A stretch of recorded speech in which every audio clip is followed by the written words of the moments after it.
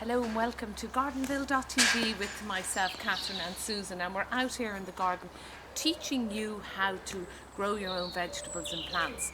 Now we're doing onions, and these take a long time to grow, so let's get moving on it, Susan. Well, the bed has been dug and some well-rotted manure went in the autumn, over the winter, so just putting a sprinkle of general purpose fertiliser, it's blood, fish and bone. Rake it in. Okay.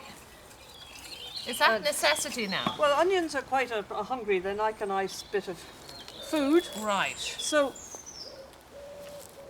the bottom of the onion, the pointy bit goes up. Let's show that now. Well, no, I don't really. So let's just show that to camera there. Goes up. You can just see it's beginning to swell. That's the root plate. Right. And you only plant them up to about here in the soil, so the tip is above soil level. Yeah. No wonder I had no onions before. I put them way down below. Ah. Okay, so that's what you don't do. Okay. And you don't push them into the soil because you might damage the root plate if the soil is hard or anything. Would they be that delicate? They would. Well, this soil is fairly loose, but if you had a heavier soil. Right. So just a very slight... Make a little tunnel, sort of. Trench. Yeah. Little sort of run.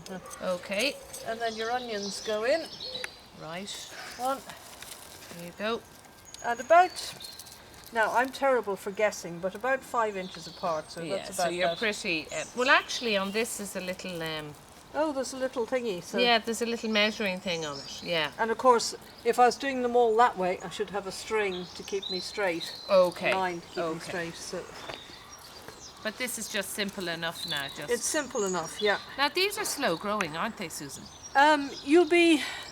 Come the end of the summer, early autumn, when the leaves start to go yellow. Right. Then you loosen the soil, lift your onions, and you put them on a rack or on the ground. Why do you do that?